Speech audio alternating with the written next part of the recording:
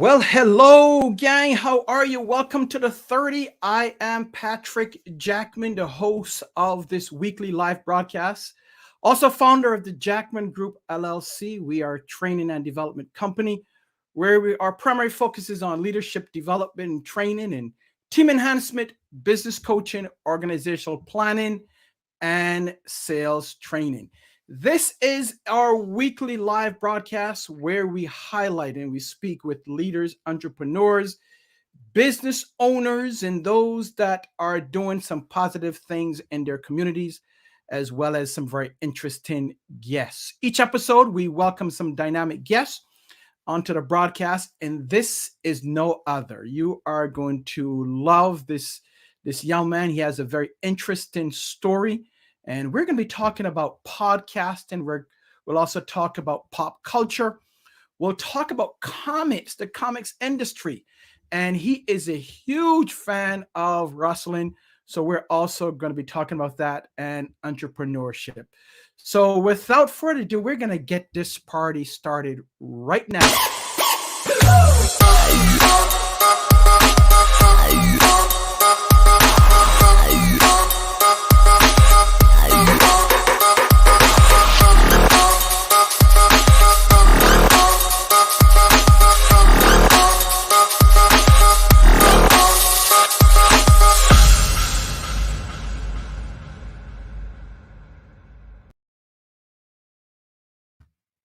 Well, hello again there, gang. Thank you for joining us. Do me a huge favor.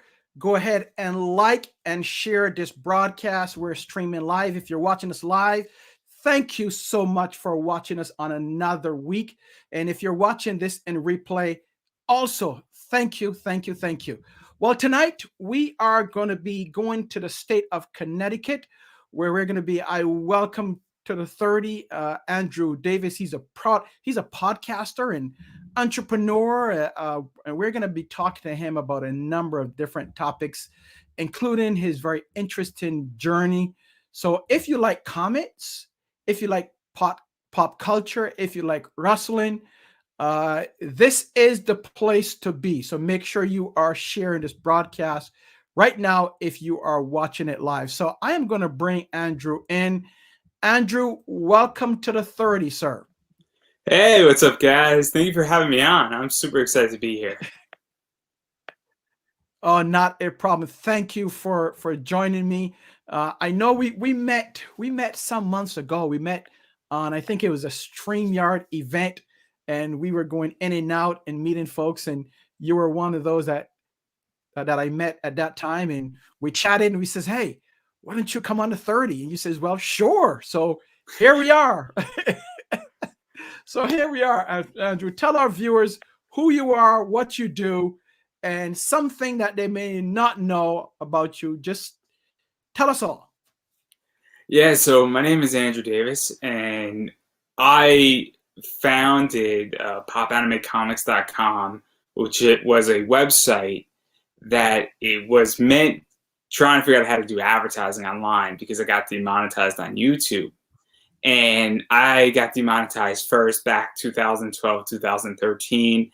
Thought I could make up the money that I was going to make, on building on my website where I was writing articles on anime, pop culture, comics, wrestling. And then I just started doing written interviews, which then turned into my podcast. And then it turned into a secondary show called Conversations in Pop Culture. My first podcast was the Popanimecomics Lounge, and been doing this for almost 10 years now and haven't looked back. And it's been a wild journey. Just on my website, I have over 300 articles that I've written. My first podcast, I have 124 published episodes that I have to release another 50 that I'm slowly getting through. And then on Conversations in Pop Culture, my first year I did 90 live interviews. And then this year I'm going to be hitting about 180 is where we're probably going to end up. And yeah, it's a wild ride. And I do everybody. I do people who are comic creators, both mainstream as well as indie. I do indie wrestlers. Sometimes I get big name wrestlers on. I do a lot of cosplayers, both, small people and large people as far as viewership. And then I do a bunch of voice actors and actresses from all over the world. And it's a crazy journey, and I love talking about it. And it's kind of just, I sort of just fell into this where I just rode the wave. And it sounds like it's not an interesting journey, but one of the things that I figured out very early on is that I have a disability and I have a hard time walking. So going to a convention, anybody who's been to a con, everybody knows it's chaotic. People are running around. Well, I can't compete.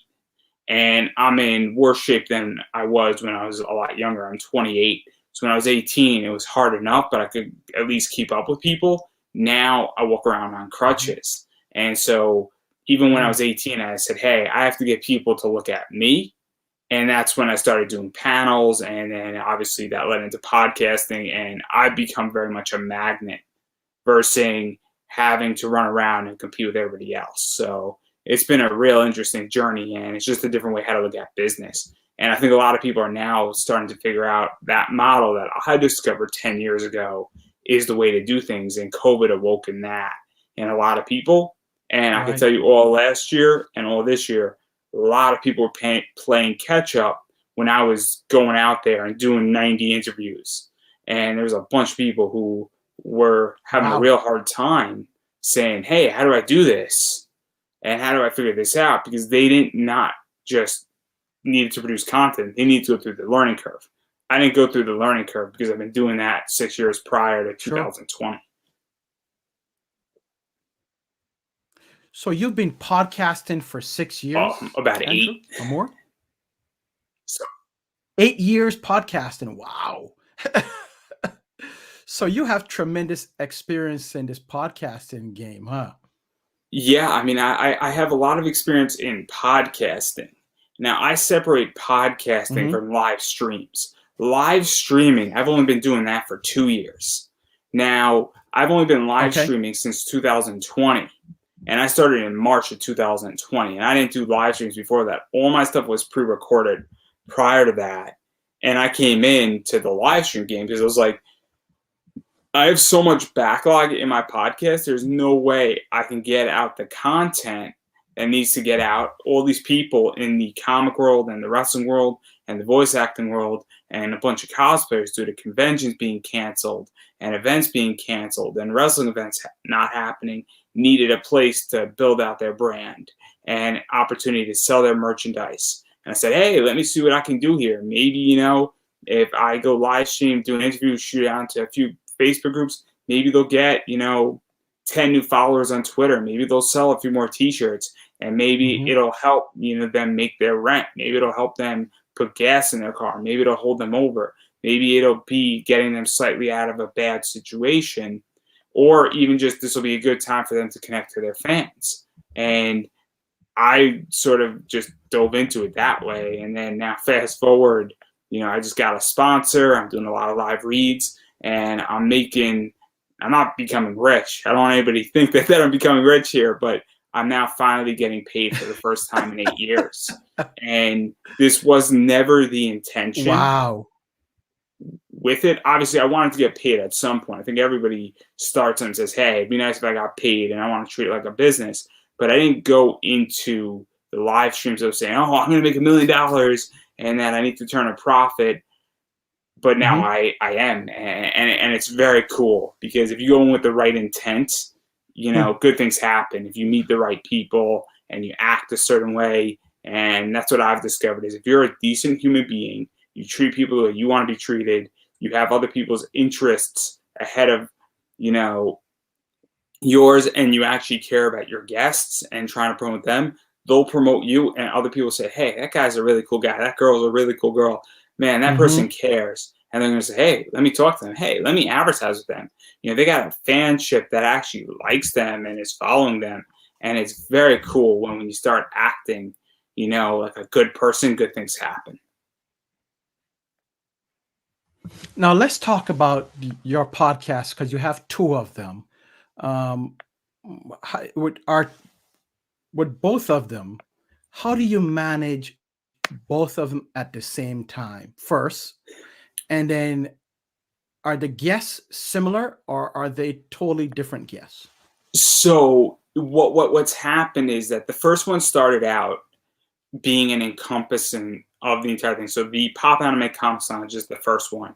And on that show, I was interviewing a lot of comic creators, a lot of cosplayers, a lot of wrestlers, and voice actors. And that started out, and some of the stuff that I do in conversations and pop culture crosses over.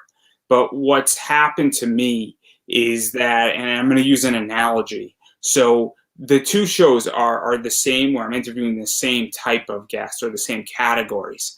But the distinction is that, for those who don't know, Acura and Honda are owned by the same company.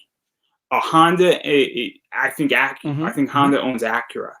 Obviously, an Acura is a much nicer car than a Honda. So, not to be mean about this, but Popanimecomics Lounge is becoming the Acura, and Conversations in Pop Culture is becoming the Honda. Where on Conversations in Pop Culture, I will do people who are more Kickstarter oriented. I will do cosplayers who have less than 15,000 Instagram followers. I will do wrestlers who are not as well established on that show. You know, voice actors are probably more reserved for the Popanimecomics Lounge, because it's just easier to throw it into that category. Every once in a while, if I'm on hiatus, which I'm just taking a break from Popanimecomics Lounge because I'm actually editing a bunch of them so that I have 30 weeks of content to release in a row, and that takes time, and that's why I'm on hiatus for and I'm getting through my backlog before I take new guests for season 3 of the Popanimecomics Lounge podcast. But it's also just that certain thresholds have to be met for the Popanimecomics Lounge, where it's a more professional show. It's also has a little bit of a different flow to it, and it's not as informal. It's more formal. And Conversations in Pop Culture, given that it's live, is way more formal. And so that's kind of the distinction between the two that is currently going on. And so it's just a matter of, you know, somebody may only have 1,000, followers on Instagram and they're a cosplayer, and versus somebody who has 600,000. There's a different caliber depending on that person, and so they belong in a different group. Doesn't mean one person is better than the other. Sometimes my Conversations in Pop Culture, does better than Popanimecomics Lounge does, and sometimes it's the opposite. Also, different mediums give different positions, because right now Conversations in Pop Culture is a Facebook Live, YouTube Live, and Twitch show. And Conversations in Pop the Popanimecomics Lounge. I'm getting everything confused, guys. It's been a long day. That show is pre-recorded, and so there's also room for errors in that show. And sometimes people want certain things taken out, and it's a different setting also, knowing when something is live versus something being pre-recorded. So that's the difference as well. Sure.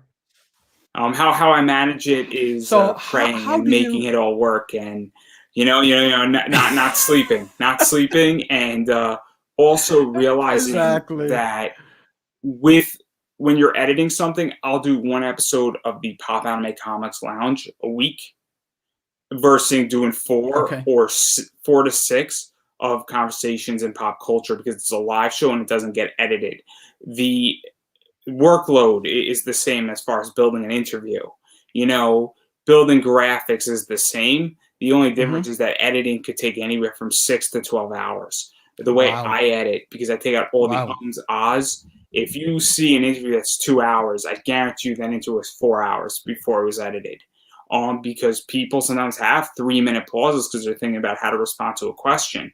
And I take out 2.5 minutes of that, so that you're not getting the vegetables, but you're getting the steak. You're getting the main course meal without me dealing with the integrity of it, because I don't think anybody wants to listen to somebody pondering for 3 minutes and dead silence, and then you hear breathing, and you're like, did the person forget to turn it off?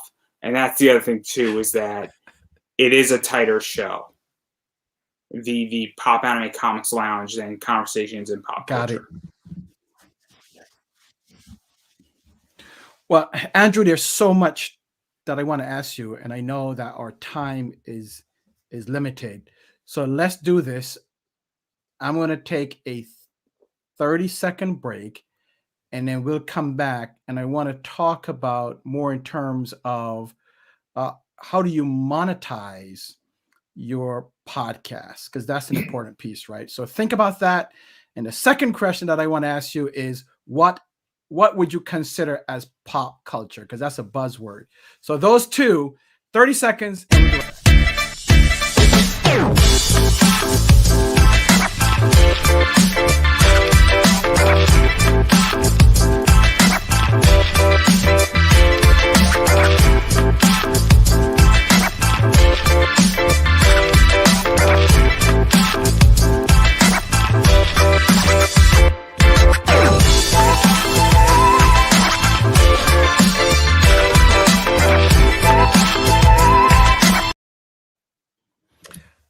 This is the 30. I am talking with Andrew Davis, and we are talking about pop culture, podcasting, entrepreneurship, comics, about his journey. We're talking about a lot, wrestling.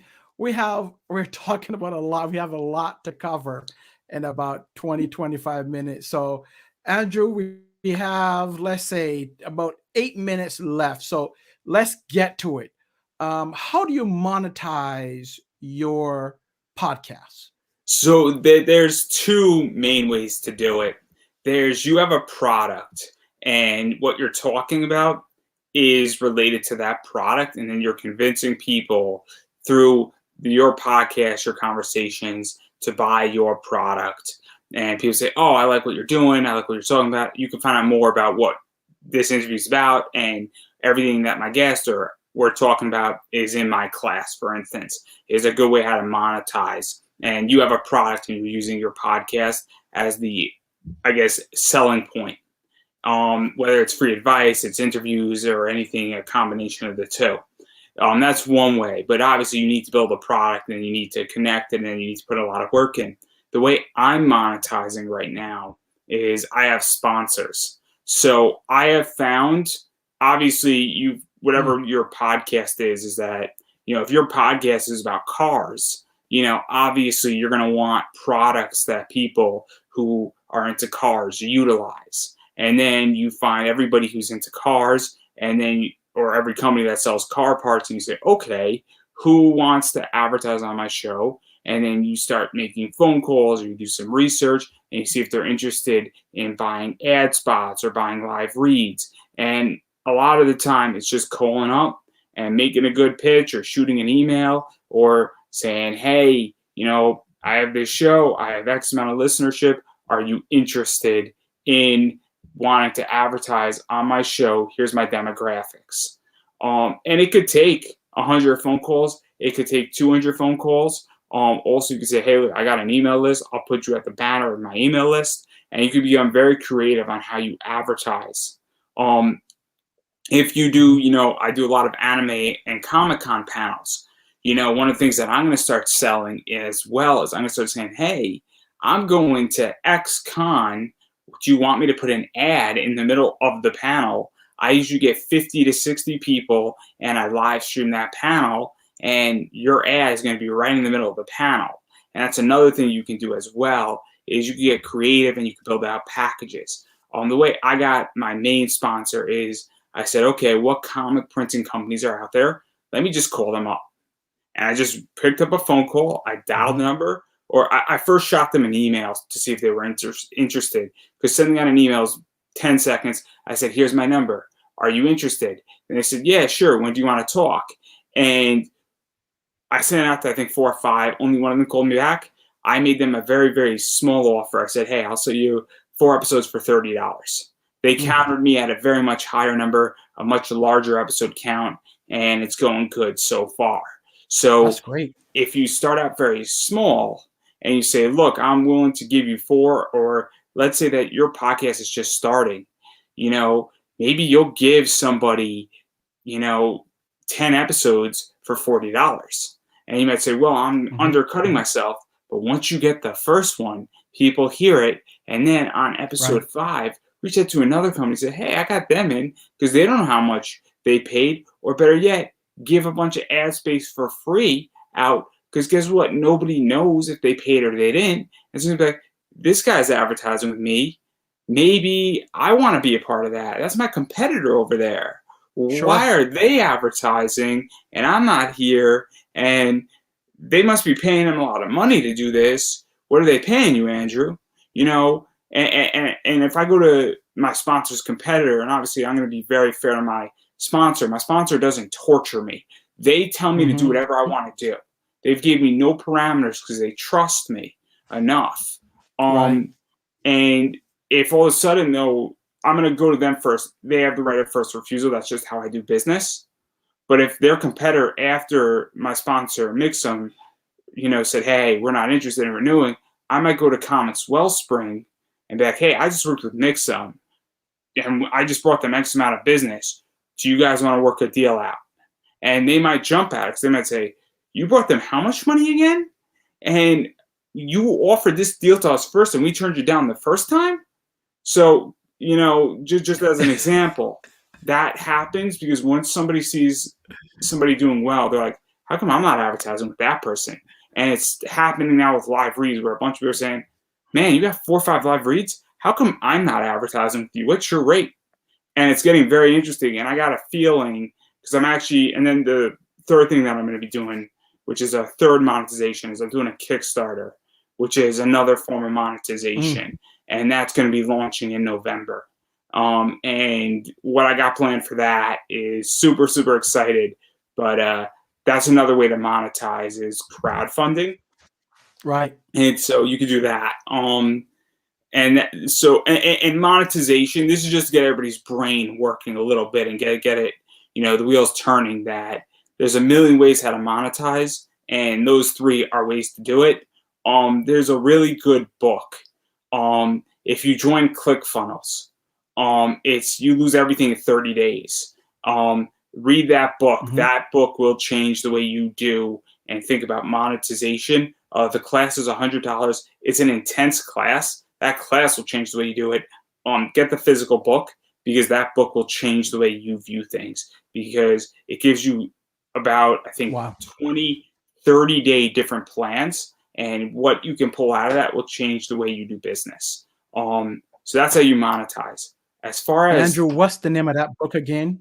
It's Russell Brunson. What's the name of that book? I think it's If You Lose Everything in 30 Days. If you go, what it's a part of is the 30-day ClickFunnels challenge.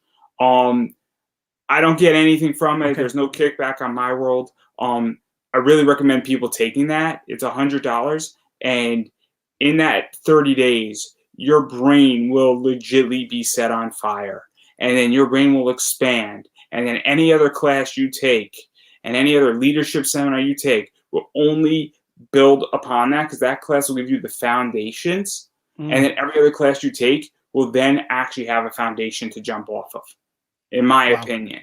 And it's great, and it's not a cure-all for every little thing, but it's a good starting point if you're lost. And that book is invaluable, and it's a book you keep on your shelf, and when you're lost, there's so many ideas that can be pulled out of that.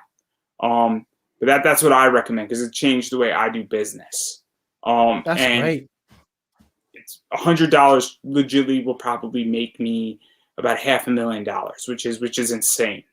Wow, Andrew, you are doing it as an entrepreneur. You're that just shows that if you have an idea, right, and you act upon it, anything is possible. Also, it's okay to fail. I got demonetized on YouTube, everybody, and I was making serious money on YouTube. I broke their laws. I can't get monetization on YouTube. That's a failure. Okay. Wow. I can't get the YouTube money, and they took about $1,200 that I never saw, and it hurts. It hurts. But you know what it is? It brought me down a very different path where I am loving what I'm doing, because I was doing curation before, and I was doing commentary, and I was miserable. I love interviewing. I love it. And I could tell you that if I fully fund on this Kickstarter, in the next, year or year and a half, I'm going to be buying a house. And before I buy a bed or furniture or anything else, I'm building out a studio because I'm in this podcasting game for at least another 10 years. There you go. And this is a real business, and it's phenomenal. And the amount of people that I have Wow. connections with, if you go on my Twitter, there are people who follow me, people who are in, big comic companies can't have access to, and I have access to them. And people say, how do you have access? Again, it goes back to, I know how to discover people before they become big. I know how to get into people's good graces before they become big. And also, I am not a horrible person, and I actually do the homework. And I'm doing very, very well, and I'm presenting, and I act appropriately, and I act like a professional, and I'm a good human being. And That's awesome. that's Awesome, yeah. Andrew. I'm excited for your success. This is fantastic in terms of that. You just have to be persistent, and as Zig Ziglar said, failure is an event. It's not a person, right? Because you fail, that doesn't mean that you're a failure. So this is a perfect example of that. Is that you failed in one area, but now you're turning that around and you're even more successful in the other things that you're doing. And happier. Fantastic. And happier. Andrew, yeah, and happier on your way to buying a house and building out a studio. Andrew, what would be, if someone wants to get in contact with you as we wrap up, how would they go about getting in contact with you? Oh, there's a bunch of ways. My personal email, I read my personal emails. It's andrewedavis@hotmail.com. So you could send me a personal email. Just say, hey, I heard about you on this podcast. Also probably put something, hey, podcast in the subject, and I'm more likely to read it. And just, you could ask me pretty much anything you want. Or if you'd like to send, you could send an email to my website at andrew@popanimecomics.com. Let's say you don't have email, which I don't know why you don't have email, but that's okay. You can bother me on Twitter. My DMs on Twitter are open. Now I know what everybody's thinking. Do not send me what that thing is. I will not appreciate it. But if you send me a cute picture of a kitten, I will be thrilled with you. I'll be thrilled with you. And if you're in the vicinity of Bethel, Connecticut, maybe I'll meet you for a beer. Depending if your cat or your dog is really cute, depending on it. And I don't really care what your gender is. I am an equal beer buyer. My Twitter is at Popanimecomics. You could bother me on Facebook. My Facebook page is Popanimecomics, so messages are open there. You can join my Facebook group, which is Indie Comic Connect. I think you can message me there. Pretty much, you can message me anything that's Pop Anime Comics. You could bother me on Instagram as well, Pop Anime Comics. So yeah, pretty much, I'm accessible in every social media platform. Wow. All jokes aside, seriously, if you send me a really cute picture of your dog and you're somewhere in Connecticut, I might just meet you for a beer. And I'm not an offender of gender. It doesn't matter if you're man, woman, or however you choose. You have a really cute dog. I'm more than happy to buy you a beer. Having said that, though, that's awesome. Just don't attack me. Just don't attack me. I don't like to be attacked. I get plenty of that in the wrestling community. So that's all I'm gonna say. But I have not been suplexed yet. There you go. There you go. There you go. Andrew, I want to thank you so much. We didn't get to the part about wrestling and who you've met, but maybe you'll come back sometime on another show of the 30. But I seriously would like to thank you for taking the time out of your busy schedule to join me. All the success, Andrew, and just let us know how you're doing. And I know you have something that's coming up soon. So keep us updated, okay? Much success, and thank you once again, Andrew. Oh, thank you for having me. I don't get interviews, so I love being on shows like this, and I love being on the other side. Absolutely. So we'll have to do this as a part 2. So thank you and have a good night. Okay. All right. Peace. So we've been talking to Andrew Davis. He is a podcaster. He's been in the podcasting game for 8 to 10 years.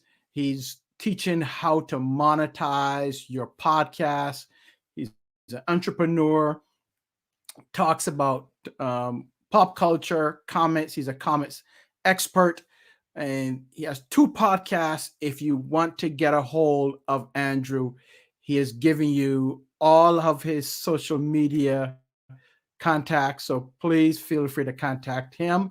And we look forward to having him on for part 2, probably down the road sometime in 2022. Well, that's about it for the 30. If you notice, I'm wearing pink and our names are in pink. So we stand in solidarity with those that have battled breast cancer, or are battling or have survived breast cancer. We stand in solidarity of that. We're going to have a special show next week. You don't want to miss it. Next week, we are going to focus primarily on breast cancer as we acknowledge those that have gone through or going through and have survived. So until then, may God bless you and your family. We'll see you once again under 30.